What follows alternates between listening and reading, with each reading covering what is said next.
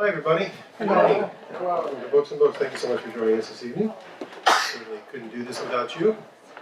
First and foremost, if I could have you silence your cell phones so we don't get any interruptions this evening, that would be wonderful. And also, don't forget to go to our website at booksandbooks.com. You can give us all your information there so we can send you an email about anything we do here every 4 or 5 minutes or so.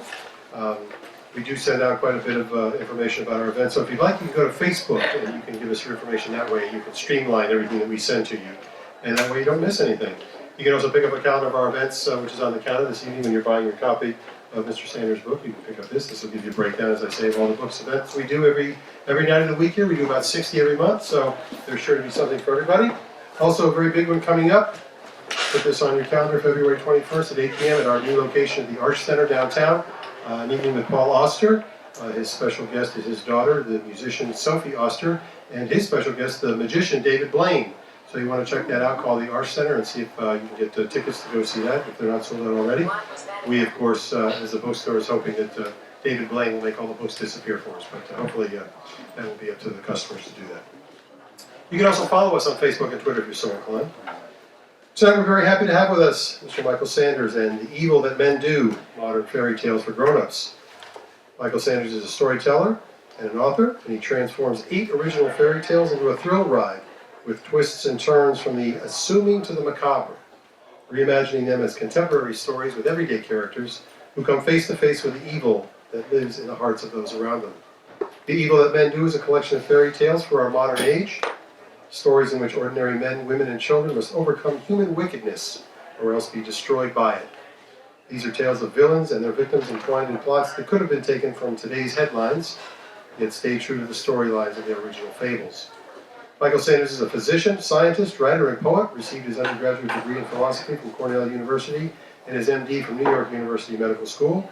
His first book of poetry, Fun in Space, Love in a Violent World, and Other Poems, was published in 2014. Dr. Sanders currently lives with his wife in southern Florida as professor at the University of Miami Miller School of Medicine.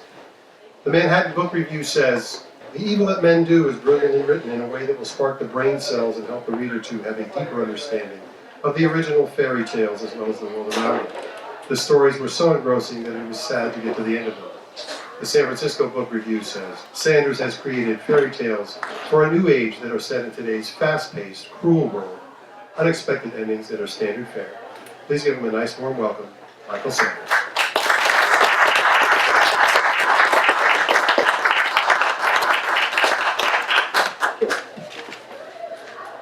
Thank you all for being here tonight.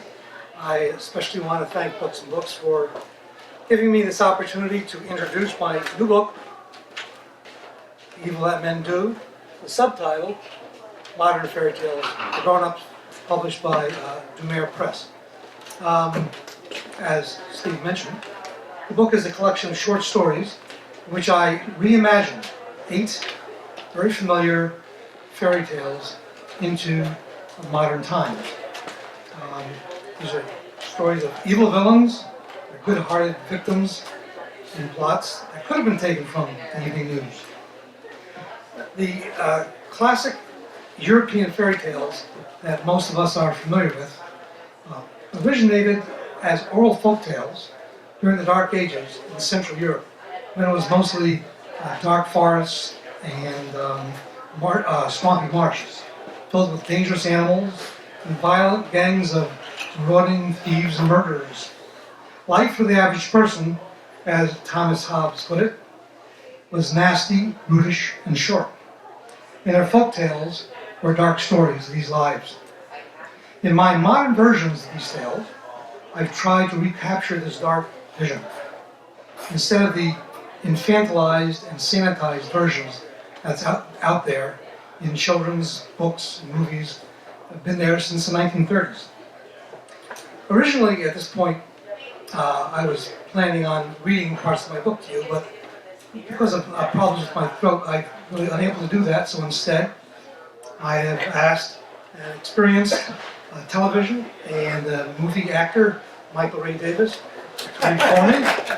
This is going to be a lot easier on me, and I'm sure a lot more entertaining for you. So Michael Ray is going to begin with reading the opening of my version of the Three Little Pigs.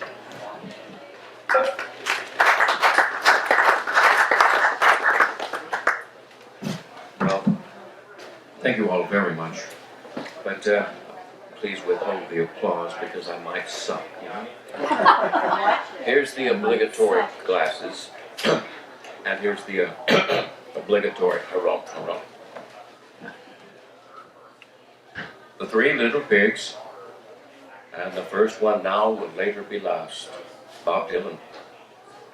When the triplets arrived, it was quite an event in our little town. Of course, it's much bigger now, for better or for worse, can't say.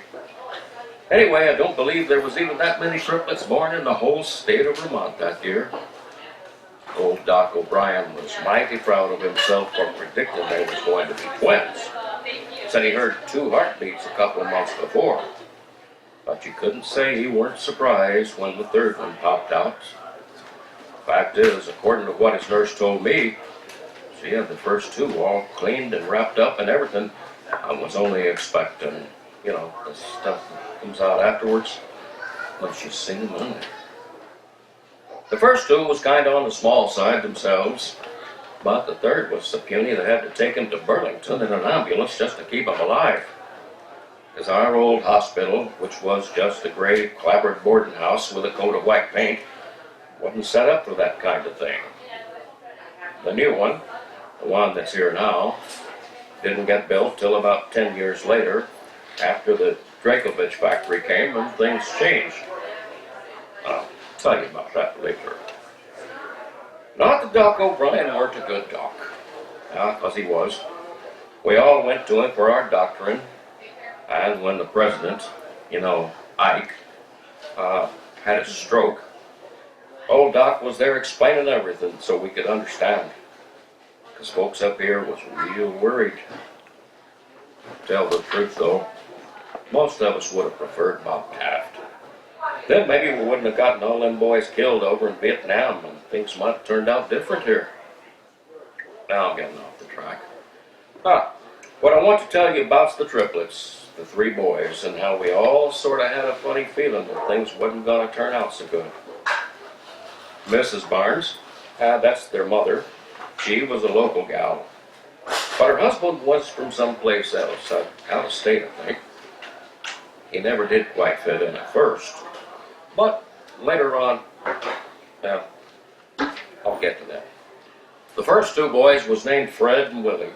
She named Fred after her own mother, Frederica, who we was all acquainted with on account of her being born and raised here herself. Can't remember who Willie was named after though. Must have been someone on Mr. Barnes' side. The little one, she named him Calvin, after the great president, I guess. But she always had a special soft spot in her heart for him, maybe because he was so little and almost died. Like I said, they was triplets, and according to the doc, they're supposed to be identical. Even though little Cal was somehow different. Willie and Fred got to be big pretty fast, but Cal always seemed to be the runt of the litter, like they say. Dr. Wainwright, pastor up at our congregational church, said that he was diminished, and that one day his luck was going to run out. Went to Yale, you know, so he was pretty smart and knew the right words to use. We only got one church in our town, even though we got some Catholics, but they got to go to church next town over, St. something or other. There always seemed to be something less about Cal when the 3 of them was growing up. They all had the same curly brown hair, small brown eyes, though Cal seemed to sit a little closer together than his brothers. They all had Mrs. Barnes' short, straight nose and their father's narrow face, stern, thin lips, and sort of pointed chin. You could always tell which one was Fred and which one was Willie, though, because Willie got a piece of his left ear cut off when his sled run off of Miller's Hill and turned over on him when they was in grade school. Otherwise, they was real good-looking boys, even Cal in a smaller kind of way. Mrs. White, the teacher at our school, she always said that Willie and Fred done good, but Cal never seemed all that interested in nothing. While his 2 brothers was off playing football and baseball, I can't remember Cal ever being on any one of the school teams. Our town got something of a reputation for baseball. The county high school, where they had to go since we didn't have one of our own till later, made it to the state finals every year far back as I can remember. Well, except for twice when Roosevelt was president. And when the factory came, they got new uniforms and looked real good. It's after that that Fred and Willie was big stars, and the team won the state finals 3 years in a row. Then, of course, the boys went off to college. Well, at least Willie and Fred did. Willie got himself a scholarship at Dartmouth, or one of them other big schools, and Fred went to the University of Vermont. Both of them played ball, but neither one of their teams ever did too good. Cal, he stayed home after high school and did this and that. Nothing for too long, though. First, I think, was trying to sell insurance for one of them big insurance companies from Connecticut. He couldn't make much money on account of there not being all that many folks living around there, in the town or in the farms just outside. Then his father, who ran our local bank, Vermont Rural, gave him some kind of job there. That didn't work out too good neither, because he was always late, and he skipped work altogether a couple of times, so he got himself fired. The last job he had before he went off to the Army was working for the town. Assistant groundskeeper, they called it. They say he got the job because his mother was good friends with the mayor's sister. I don't know if that's true, but that's what they say. Since our town was only 4 blocks long back then, all he had to do was rake up them leaves from the birch trees lining Main Street and mow the grass in Soldiers Park on the north end. It's a nice little park with a couple of willows and a small World War I monument. Actually, it was left over from the Civil War, so they did some changes to it and made it into some sort of a combination. Still had G-A-R written on it.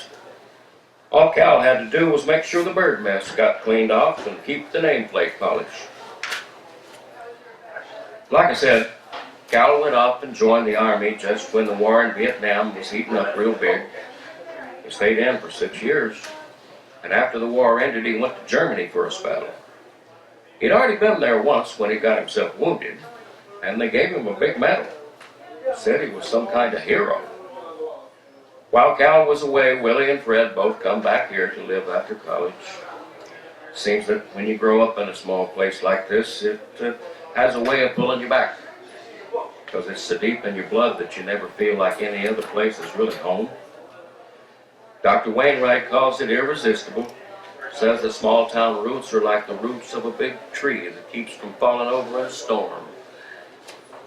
Like I said, he was a real smart gentleman, and he'd say things just right, just like he did at church.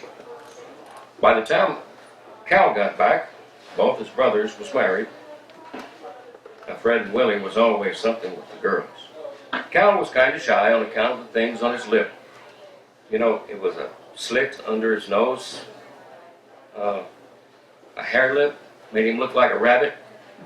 Did I mention that? Well, when he was young, they wasn't doing operations to fix that sort of thing. And so he always sounded like he was talking out his nose. And but when he came back from the Army, it was all fixed up.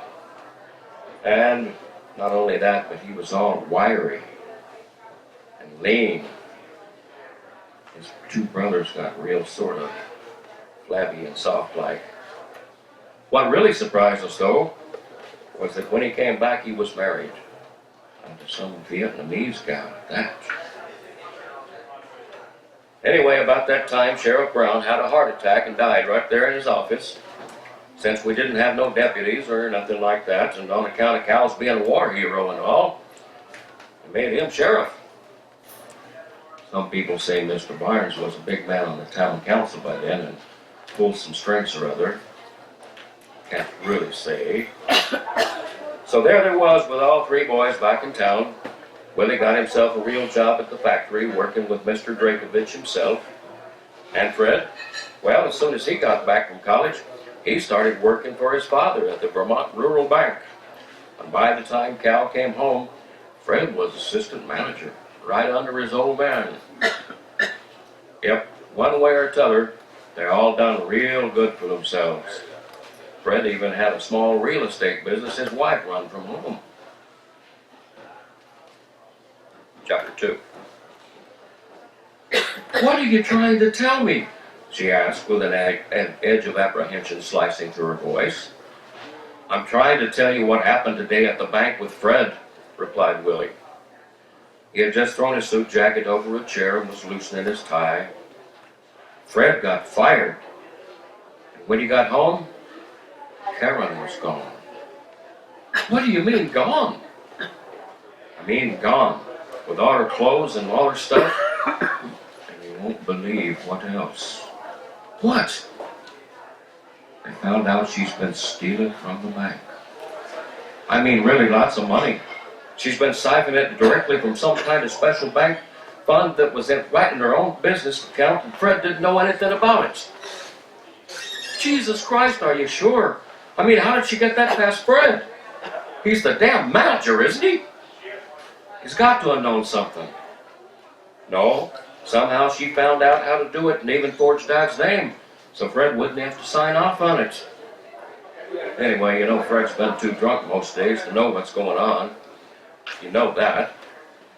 Jesus Christ, did they think you had anything to do with it? I don't think so. Anyway, Fred's already fucked. She maxed out their credit cards and cleaned out their savings. She didn't leave him a nickel. He hadn't got a pot to piss in.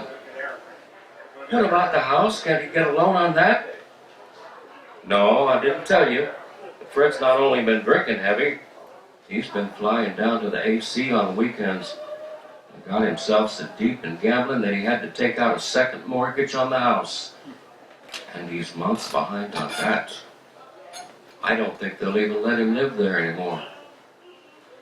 It's the bank, for Christ's sake. Can't your father do anything at his own bank? Shit, Dad's so pissed at him he wouldn't if he could. I mean, you know the way Gregovich runs things here, and you know he doesn't like Fred. For God's sake, Dee's your boss. Can't you talk to him? You know, Dee, if he thinks I'm interfering in his personal business, he'll blow a stack. Jesus Christ! Yeah, Fred's really fucked. Does your mom know yet? No, I'll have to get over there now before she hears it from somebody else. What about Cal? He's the one what told me. And he's got everyone out searching for Karen. And that's another thing. It's really weird. But I get the feeling that Dee's involved in this somehow. What do you mean? Well, when Cal come to my office to tell me Dee was there, I don't know, but I got a real strong feeling that he already knew about it. You better not say anything stupid about that. I mean, not with your job and all. No, of course not. I'm just telling you that something doesn't feel right about this. Karen doing it on her own? I don't think she's that smart, you know, to do it all by herself. Willie started to put his coat back on. Oh yeah, there is one more thing. You wouldn't mind if Fred came and stayed with us up in the spare room over the garage, would you? I mean, he's really fucked. Of course not, hon. As long as you're sure it won't mess things up with Dee at work. Listen, right now I don't know nothing from nothing. All I know is that my head's about to fucking explode. Jesus Christ! Right. Jesus fucking Christ!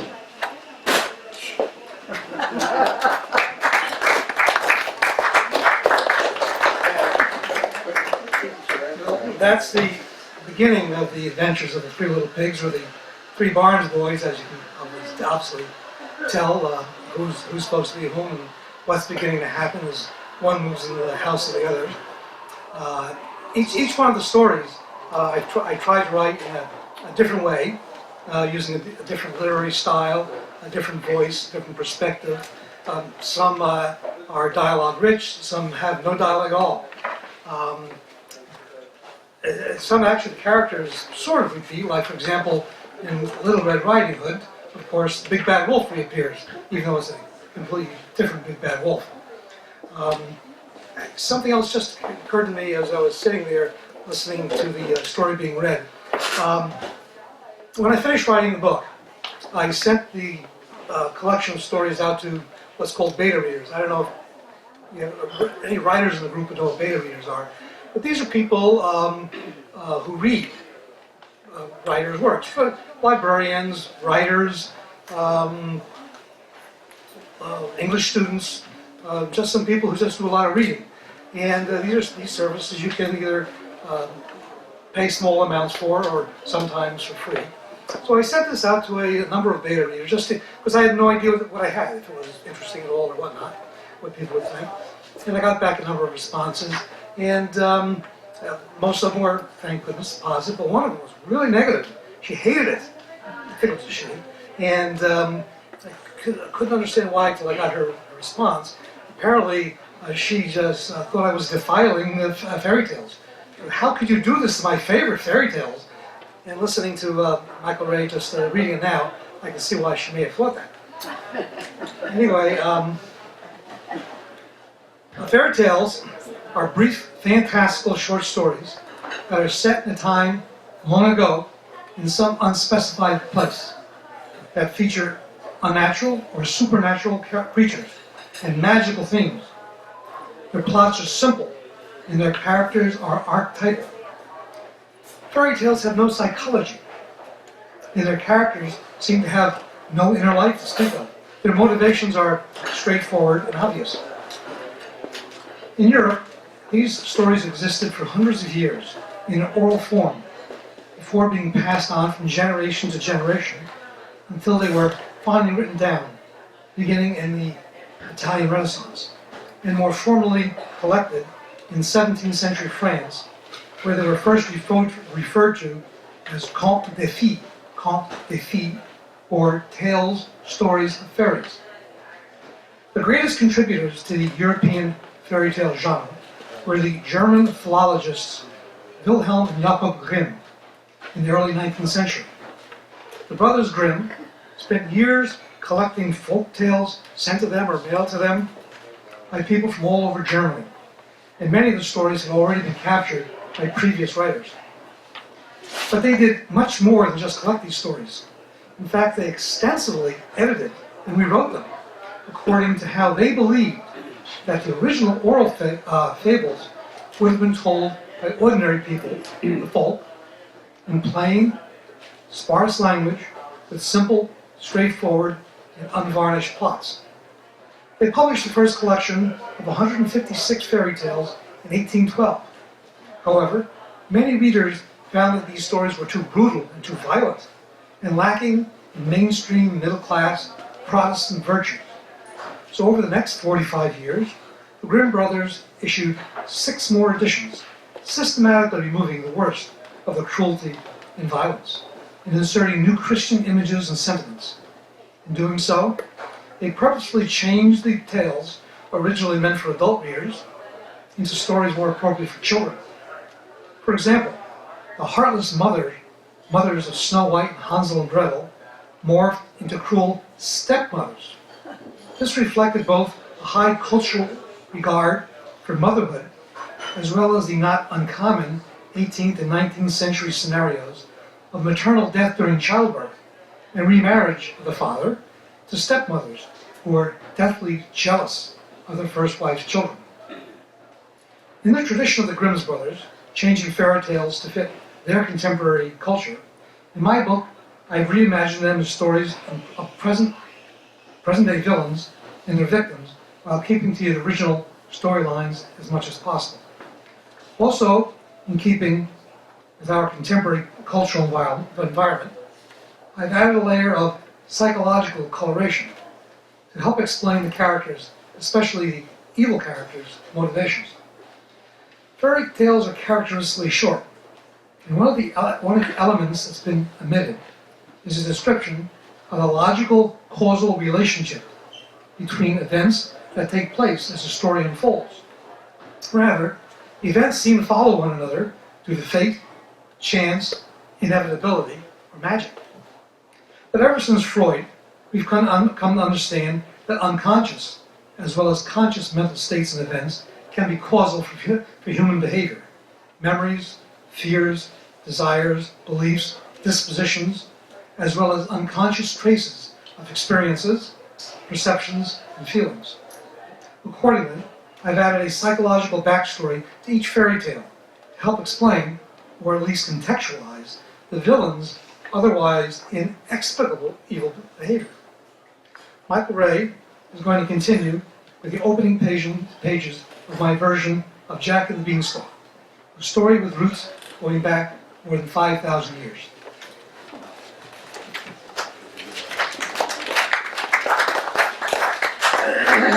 Not yet.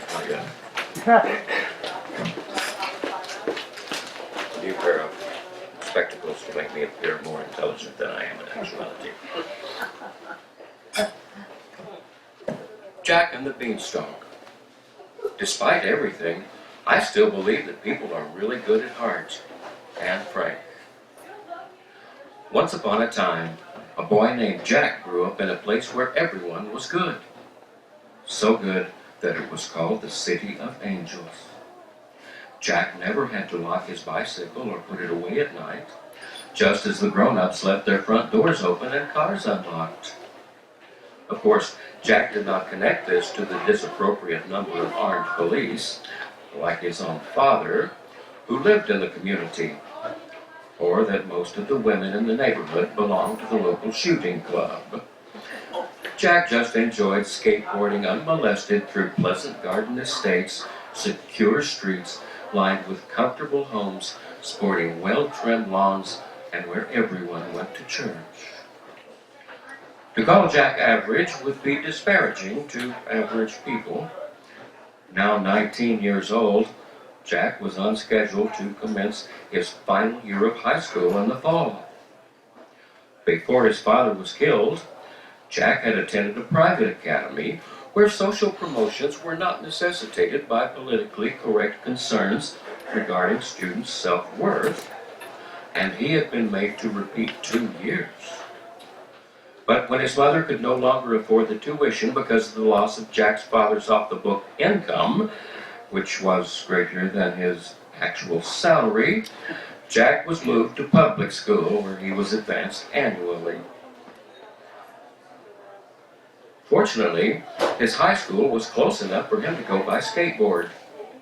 Even though many of his classmates drove to school, Jack was never able to pass the written portion of his driving exam, despite taking driver's education several times. Truth be told, all of the police officers who were able to afford the rather expensive homes in Pleasant Garden did so because of the extra income afforded by bribery, payoffs, and extortion. Just as their teacher neighbors' income was boosted by selling drugs to their students, and their nurse neighbors by performing walk-up abortions in their homes in the afternoons while their husbands were at work serving and protecting the city. Jack was a gawky-looking teen with spiky bleached hair on top and a naturally brown buzz cut along the sides of his head. He had no sideburns below the top of his ears, which were decorated with modest gold-colored cubicle stud earrings. His unbleached eyebrows rested above incurious gray eyes. On the day of this story, Jack was wearing a faded Black Sabbath t-shirt, frayed cut-off jeans, new burgundy sneakers, and a necklace of strung seashells. The loss of Jack's father's extra income was hard on Jack's mother. She had fallen dangerously behind on her payments to the local policeman's benevolent loan association, despite taking a cashier's job at Costco and badgering Jack into finding part-time work as a stock boy at a nearby liquor store during the current summer break. Her mood had been purple as they left to go to work at their respective late shifts on this particular Saturday afternoon. He skated down to the end of the street, then cut through the empty field that separated Pleasant Garden from the freeway, which he dashed across, he found himself in a seemingly deserted, trash-strewn neighborhood of run-down single-story houses with disabled and cannibalized cars in front. He did not feel particularly unsafe here, since he never felt particularly unsafe growing up as he did in Pleasant Garden. So he rolled on to the first intersection, which was only 2 blocks away from the liquor store where he worked. About 3 car lengths down the cross street, he noticed what appeared to be a well-dressed man lying on the ground being kicked and beaten by 2 larger men, one with a wooden baseball bat and the other with a length of metal pipe. Jack stopped his board and without thinking yelled, "Hey!" The setting sun was behind his back, and in the attacker's eyes, they stared at him for several seconds, trying to make out who he might be. Then they dropped their clubs, jumped into a maroon Mercedes parked at the curb, and peeled away, leaving black stripes on the street. Out of curiosity, Jack coasted up to the man lying on the ground and asked, "Are you okay, mister?" The man, who had been watching Jack as he approached, said in a gravelly voice, "Does it look like I'm okay, kid?" Jack just stood there looking at him dumbly for a moment, then said, "No, I guess not. Like, do you want me to do something?" "Yeah, kid, I want you to do something. Those guys hurt me real bad. I need something for the pain. I got some coke in my shirt pocket. Just pull it out and hold it open for me." Jack looked down, an uncomprehending look on his face. "Coke?" he asked. "Like a can of coke?" "What's wrong with you, kid? Just get me the stuff in my shirt. It's medicine. Pain medicine, you know, like aspirin. Open it and hold it under my nose." Jack, wanting to be helpful, did as he was asked, and the man snorted directly from the plastic envelope. Jack laughed and said, "Gee, it looks like you got sugar coming out your nose." The man laid his head back and closed his eyes, waiting for an effect, while Jack just stood there watching. The man was short, with a thick waist. He had a round-shaped head with a fringe of brown hair, bushy eyebrows, and a full brush-shaped mustache that was now covered with white powder. There was a large gash on his forehead just above his right eye, which was swollen almost shut, and a purplish bruise on his left cheek. His clothes were businesslike. A brown suit, white shirt, red tie, and cordovan wingtips. Jack did not notice that both of the man's arms and legs were bent at unnatural angles. Finally, the man opened his eyes. "Listen, kid, how would you like to make a lot of cash? Right now." Jack thought of his mother's grousing that very morning about how badly they needed more money. He forgot all about his job and blurted, "Yeah, sure, man, cool. Like, what I gotta do?" "Those guys you saw, they were trying to make me tell them where I got something hid. I need you to get this thing for me and take it to an address I'm gonna give you. Listen, I can't move my arms. I think they broke them. Just reach inside my back pocket and get my wallet." Jack, again wanting to be helpful, pulled the wallet from the man's pocket. It was so thick that it did not fold completely closed, and he saw that it was overstuffed with $100 bills. Jack had seen them before in the envelopes his father would bring home from work and give to his mother, and he remembered how happy they made her. Jack would like to see her that happy again. "Take one of those bills from out of there and I'll tell you what you gotta do. And after you finish, you'll get a really big reward." Jack slipped a single bill out of the wallet and asked, "Now what?" The man turned his head from one side to the other as if to make sure no one was looking. "I got this little package, tiny plastic box, taped behind my balls." Jack stared at him as if he did not understand. "All you gotta do for the $100 is pull down my pants and peel a package off from behind my balls and take it to the address I'm going." "Whoa, dude! said Jack in alarm. I ain't no homo. No, kid, it's nothing like that. You just gotta get this thing that's taped to my skin. That's all, don't worry. Like, listen, take another 100 if you think it'll make you feel better. That's all I gotta do? Like, I ain't gotta do nothing for you for $200? That's right, just hurry up and do it. Those guys might come back any minute. Jack thought about how happy his mother was going to be when she saw the $200 bills. And a big reward, too. So he took a second bill and said somewhat hesitantly, "Okay, tell me how I got this thing." "Good. First unbuckle my belt and pull down my pants and shorts down around my knees. Then lift up my balls and pull out the thing that's stuck there right behind them. It's a kind of little plastic box, real thin." Jack, thinking about the money, did as he was told. But when he saw the man's swollen and deeply discolored scrotum, he recoiled in horror. "Man, your balls are like all black and stuffed up, man. It's gross, man." "Of course they're messed up, kid. That's where those guys were kicking me to make me talk. Now hurry up and just do it." The man was still lying on his back, and his pants and underpants were holding his knees together. Jack, with a look of disgust on his face, grasped a pinch of skin on the man's scrotum with 2 fingers like he was picking up a dead rat and tried to lift it up. But the man's testicles were too swollen and his thighs too tightly approximated by his pants.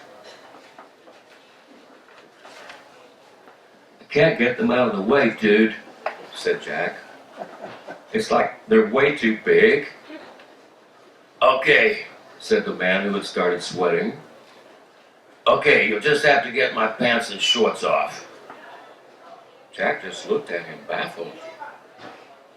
"Do it like you'd take a girl's pants off for a piece of ass."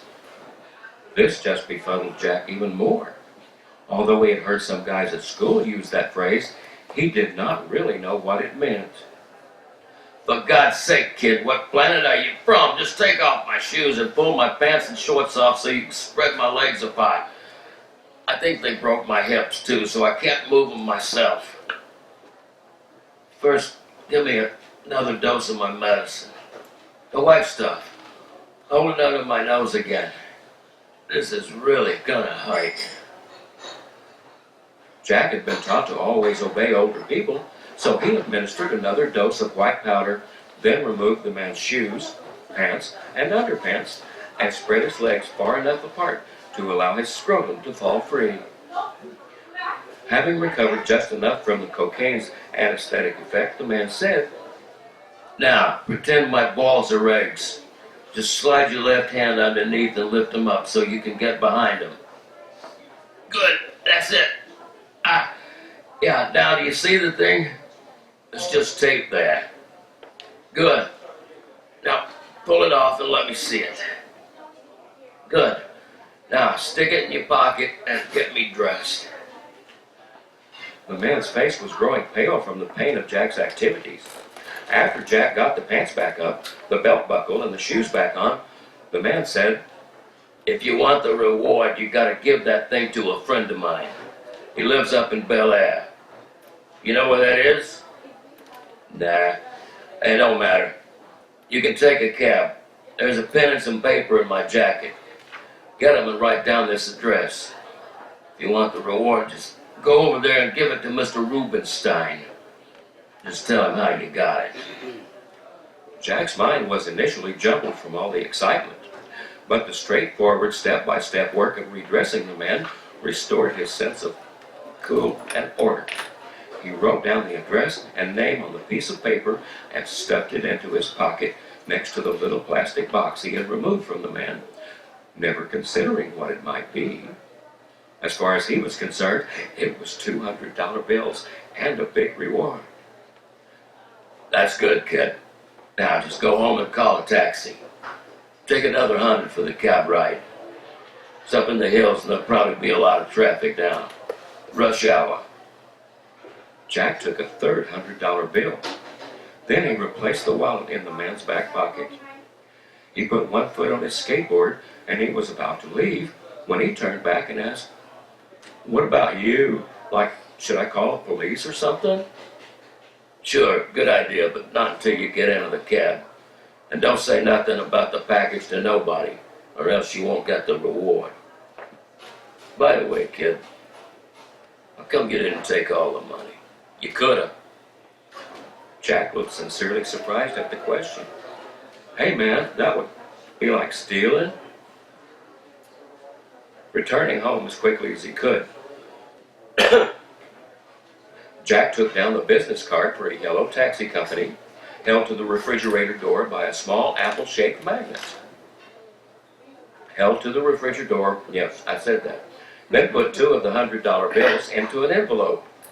He wondered a while what he would say, then wrote on the front, "Dear Mom, I got a new job.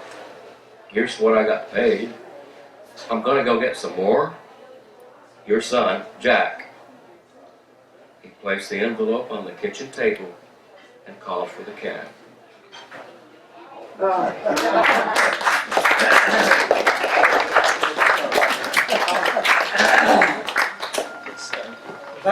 That's the beginning of the adventures of Jack as he goes off into another magical realm in search for his big reward. Anyway, this is sort of the reason why certain people feel that these fairy tales might be defiled, listening to the reading. Anyway, if there are any questions, I'd like to answer any questions people have about the book, the stories. I'd be glad to answer them. Yeah, like what's a scrotum? Hey, dude, I don't know, man. Okay, good. Anyway, there's going to be some refreshments afterwards, some wine and cheese and things in the back. And again, thank you all for coming out. The book, Evil That Men Do, Fairy Tales for Grown-ups. Thank you.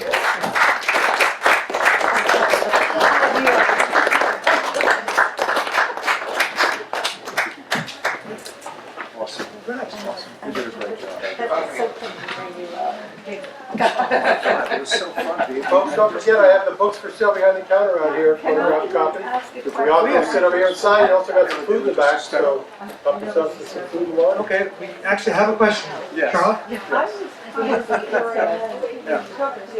The fairy tale. You'd never expect that. And the beanstalk, like the giant. I know. You'd never. How bad giant. It's his dog size. And you parallel it with the evilness in our current society. Yes. And it's a curious, somehow the Jack and the Beanstalk has a benign quality for me. And this, you know, it like hurts our sensibilities in terms of the world we live in. The beating, the violence. I'm missing the violence in Jack and the Beanstalk, and I've got the violence currently. You know, Jack and the Beanstalk is a curious story. Here's a boy who seems otherwise normal, who's living by norms, and in virtue of going to a different place, I'm the Beanstalk, he commits robbery, he lies, he connives with the giant's wife. In the end, he murders the giant, and when he gets back to his normal life, he's welcomed, he gets a reward, he lives happily ever after. Sort of like, you know, soldiers going away to a foreign country. So on. But there's something about going to a foreign place that allows him to commit all these otherwise acts he wouldn't commit where he lives. That's fascinating because I did not ever think of Jack as being lying and committing murder and so on. It's absolutely fascinating to me. You know, in a lot of these stories, things are going on that we don't realize. They're like unanswered questions in every fairy tale. You know, things that are missing, or things that don't seem to make sense, things that don't connect logically. And I spoke before about things that are causal for human behavior. For example, it's a very simple one. Why are these stepmothers, why are these witches, why are these giants so evil? Why do they do these things? And the story of the fairy tales, as I said before, have no psychology in them. They don't really explain. There's no background to explain why these people are evil. And of course, is the problem of the nature of evil, period.